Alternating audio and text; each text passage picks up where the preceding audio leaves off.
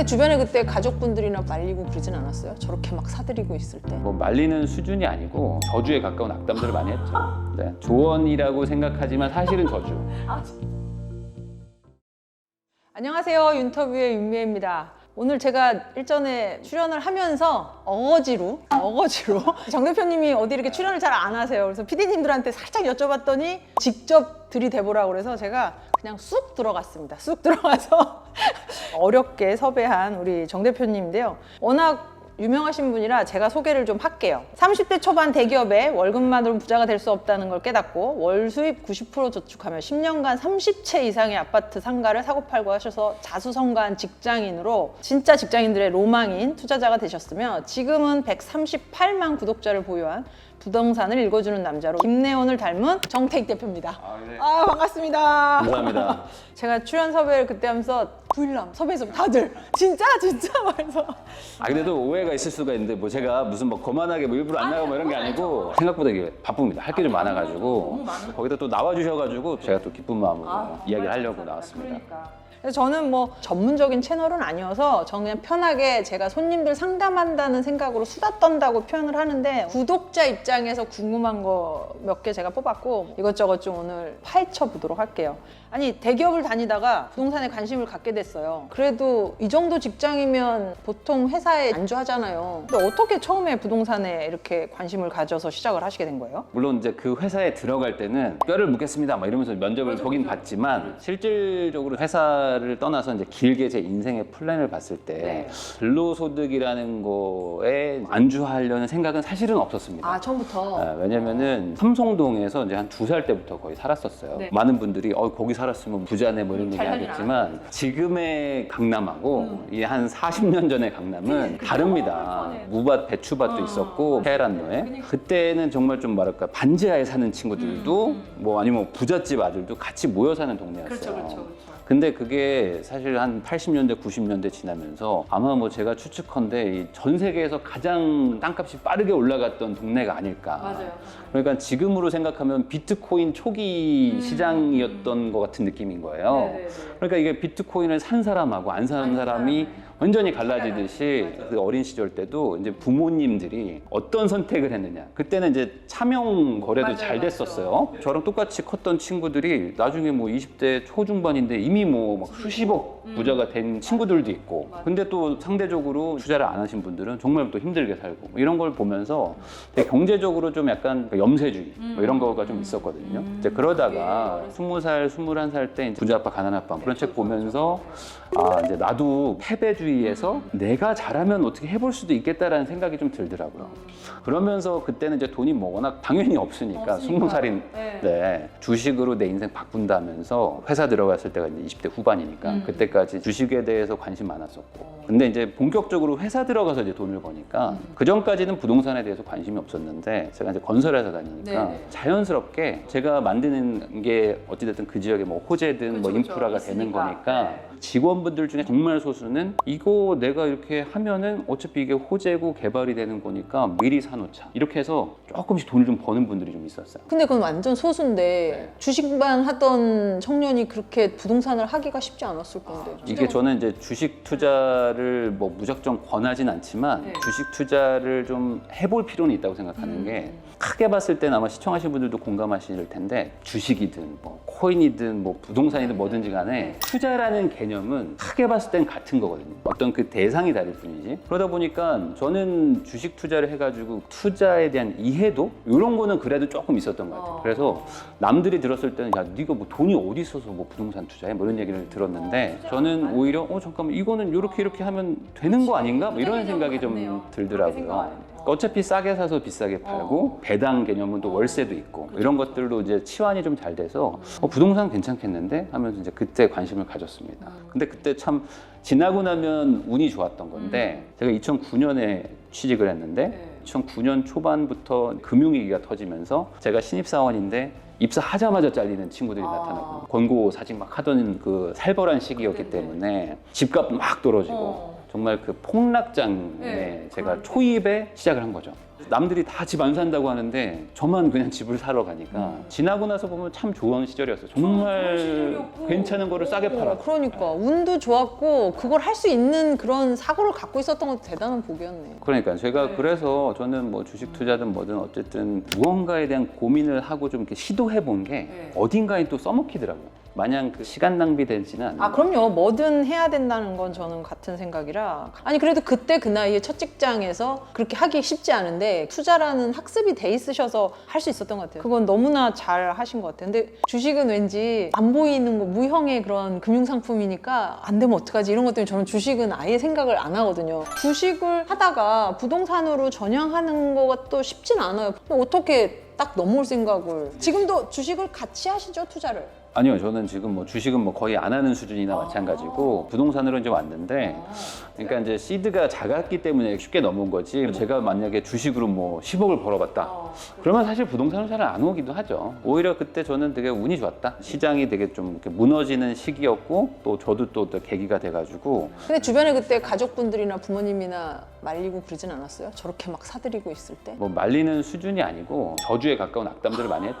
네, 조언이라고 생각하지만 사실은 저주. 너 그러다가 뭐 망한다. 왜냐면 그때 시장이 진짜 살벌했거든요. 지금 수준이 아니었습니다. 서점 가보셨던 분들은 아시겠지만 부동산 끝났다, 한국은 끝났다, 우리는 망했다. 거의 이 책밖에 없어요. 베스트셀러가 다 그런 책이었어요. 맞아요. 근데 뭐 믿고? 근데 그게 실제로 계산을 좀 해보면, 물론 저는 이제 그 전까지 어떤 부동산 실적은 없었지만 제 마음대로 엑셀을 굴려가지고 가치가 저평가인지 뭐 고평가인지 뭐 이렇게 따지잖아요. 그런 것처럼 부동산도 생각해보면은 수요가 막 몰리는 지역이 분명히 있거든요. 근데 사람들의 심리가 막 엄청 막 무너지는 때가 와요. 이게 조금 지나면 괜찮아질 수도 있을 것 같은데, 물론 추측이었습니다. 추측이지만 이 정도나 낮아? 근데 월세가 이만큼 나와? 그러면 이거 대출 받아서 월세라도 받고 있으면 웬만한 은행이자 다 커버하겠는데 막 이런 계산을 좀 해보는 거죠. 그래서 시작을 했는데 바로 이제 또 반등을 막 하기 시작하는 거예요. 그러니까 이거 내가 맞았네? 라고 하니까 그때부터는 없는 돈 있는 돈 막 다 끌어다가 사는 거예요. 신용대출 받고 막. 그러니까 급여로만은 계속 그렇게 할 수가 없었을 건데. 근데 그게 지금 생각하면은 말도 안 되는 레버리지 썼거든요. 연봉에 막 몇십 배를 썼었어요. 그때는 대출 규제도 없으니까 부동산 대상으로 그냥 대출이 다 나왔을 때라. 맞아요. 제가 1년 동안 거의 한 열 몇 개를 산 거예요. 그때는 그만큼 집값이 막 하락하니까 전세는 막 올라오고 사람들이 집을 팔아서 전세로 갔거든요. 그러니까 이 갭 차이랄까요? 이게 뭐 거의 없었어요. 그때 그래도 완전 폭망했다 이런 건 하나도 없었어요? 그때가 완전 최저점이었던 거예요. 좋았었죠. 네. 좋았겠어. 아니 그 부일랑 콘텐츠 중에 조회수 히트 영상이 절대로 전세 살지 말라, 뭐 부자가 되려면 보험 해지하는데 전세 살지 말라는 건 뭐 저는 격하게 공감하는 사람이라 부자 되려면 보험 해지하라고 하는데 어떤 보험을 겨냥해서 딱 말씀하셨던 거예요? 그러니까 저는 이제 제가 살아온 방식을 좀 제가 설명을 많이 하는데 실제로 저는 그 이사를 한 지금 8번인가 했는데 한 번도 전세를 살아본 적이 없어요. 항상 월세를 살고 남한테 전세를 주는 삶을 살았거든요. 근데 이게 지나고 나서 보면은 결국에는 내가 자산을 좀 불리고 하는 길이지 반대로 내가 전세를 살고 뭐 이러면은 상황은 조금 뭐 여유는 생길 수 있을지 모르겠지만 전세를 살지 말라는 게 월세를 살라는 거구나. 월세를 살면서 자가를 할 수 있는 집을 사든지 아니면 실거주를 뭐 하든지 뭐 이런 개념인 거죠. 그러니까 내 돈을 남에게 묶어두지 말라는 개념인 거거든요. 왜냐면 실질적으로 회사원들은 연봉이 딱 뻔하고 지출도 뻔하고 그럼 남는 돈이 사실 정해져 있는데 그럼 이 남는 돈에 기존에 모아둔 돈을 최대한 잘 굴려야지만 뭔가 인생이 바뀌지. 안 그러면은 연봉도 뻔하게 올라가는 거 정해져 있는데 갑자기 내 인생이 급격하게 바뀔 일은 거의 없거든요. 그러다 보니까 이걸 잘 굴려야 되는데 당장 현실을 살다 보니까 그냥 좀 편하게 좀 살고 싶다 뭐 이런 생각이 있잖아요. 그러면서 이제 전세 사시고 그리고 이제 또 걱정도 되죠. 내가 지금 일하는 게 사실상 소득의 전부인데 내가 만약 아프거나 쓰러지면 어떡해. 그러니까 이제 보험도 들고. 근데 이것도 사실 잘 생각해보면 제가 보험을 절대 들지 말라는 얘기가 아니고 지킬 게 많아지면 진짜 아플 확률이 높아지면 그때 보험을 들으라는 거고 물론 보험을 안 들었다가 아프면 큰일 나죠. 근데 그 확률이 아직 낮은 젊은 세대라면은 자산을 불리는 쪽에다가 돈을 좀 투자를 해라. 이런 개념으로 좀 설명을 한 겁니다. 뭐 예를 들어 2, 3만 원 정도 내시는 그거는 괜찮다고 봐요. 대부분 보험 때문에 힘들어하는 게 월급이 300인데 막 보험을 막 30 몇만 원씩 내시는 분들이 많아요. 50씩 내고. 노후 대비는 한다고 하지만 당장 내가 뭘 할 수가 없는. 그건 저도 공감합니다. 그런 거를 이제 조심하라는 얘기였죠. 아니 요즘 클래스 101에서 강의 계획 있으시더라고요. 요즘 광고가 많이 뜨긴 하는데 이게 리뉴얼하는 4년 전에인가 이제 찍어놨던 건데 이제 그 사이에 뭔가 업데이트를 안 하다 보니까 4년 동안 이제 부동산 시장이 완전 롤러코스터였거든요. 세금도 엄청 바뀌고 청약 제도 같은 것들도 1년에 한 10대번씩 바뀌거든요. 우리나라는 진짜 다들 품위의 관심사다 보니까 뭔가 시장에 맡긴다기보다는 컨트롤을 안 하면 안 되는 복잡하기도 해서 이번에 한번 리뉴얼 하려고 촬영 준비하고 있습니다. 아마 연말에 나올 거예요. 지금 꽤 바쁘게 촬영하시고 계시겠어요? 그래서 지금 뭐 바쁘죠. 강의 자료랑 이런 것도 다 직접 준비하시잖아요. 아 그렇죠. 부동산이라는 게 사실 남한테 맡기기가 참 쉽지가 않습니다. 그러니까요. 똑같은 아파트를 두고도 A한테는 추천할 수 있는데 B한테는 추천 못하는 경우들이 있거든요. 질문을 얼마나 많이 받으실까 싶어요. 근데 질문이 근데 거의 똑같아요. 뭐 1억 있는데 어떻게 해야 돼요? 그다음에 뭐 A가 좋아요, B가 좋아요? 저 샀는데 어쩌죠? 뭐 이런 거예요 대부분. 근데 이게 사실 생각해 보면요, 부동산이라는 거를 투자로 물론 접근을 하긴 하지만 이상한 투자처라고 저는 생각하는 게 돈도 벌고 싶기도 한데 갖고 싶어 그냥 얘를. 자동차랑이라도 비슷해요. 나는 깡통 사러 갔는데 옵션 붙이다 보면은 그럴 거면 다음 단계로, 그러니까 어느 순간 내가 계산기를 놔버리고 이제 감성의 영역으로 가서 차 예를 들면 저희도 이 클래스가 제일 많이 팔리는데 2,200부터 시작을 하면 뭐 4륜은 있어야 되고 2,300 와. 2,300이면 9,000대로 가거든요. 아 그럼 6기통 가야 되나? 그럼 2,450 1억 3천으로 가. 아 이 돈이면 또 볼 수 있는 차가 많아. 그러니까 저도 그게 제일 벤츠의 문제인 것 같아요. 벤츠가 2,200으로 낚아가지고 2,450을 옆에 두잖아요. 그러니까 이제 답이 안 나오는 거죠. 끝도 없이 갑니다. 집도 똑같은 것 같아요. 맞아요. 아니 그래서 강의도 하고 책도 말씀하신 대로 요즘 머니 트렌드. 네. 공저로 이제 다른 분들하고 해서 이제 매년 냈는데 벌써 이제 3년 차. 올해는 그래도 책이 사람들이 좀 인정을 해주셨는지 시작하자마자 종합 3위에 딱 된 거예요. 조촐하게 근데 책을 좀 발간했던 분들끼리 이제 밥을 먹었습니다. 밥을 먹고 이제 딱 끝나고 이제 커피를 딱 마시는데 갑자기 한강 노벨문학상 수상 주간 3위를 찍고 한 이틀 지났을 때였어요. 그래서 며칠 못 있고 그냥 바로 내려갔습니다. 그럼에도 불구하고 여전히 경제 경영에서는 그래도 상위권에 유지하고 있다. 아니 그렇게 시리즈로 하고 있는 게 어디야? 신랑이 제가 브이람 찍는다니까 저한테 보여주더라고. 사인 받아야겠다. 오빠 책 줘. 내가 막 이랬는데 많이 보고 있어요. 이미 트렌드화가 된 책인 것 같아. 훌륭하신 것 같아요. 오늘 아까 질문 많이 듣는다고 그랬는데 지금 뭘 먹고 살아요? 너무 막연한데. 아, 저도 그래서 제가 인터뷰를 하는 게 사실 저는 부동산 쪽밖에 잘 모르고 나머지 분야는 잘 모르는 사람이거든요.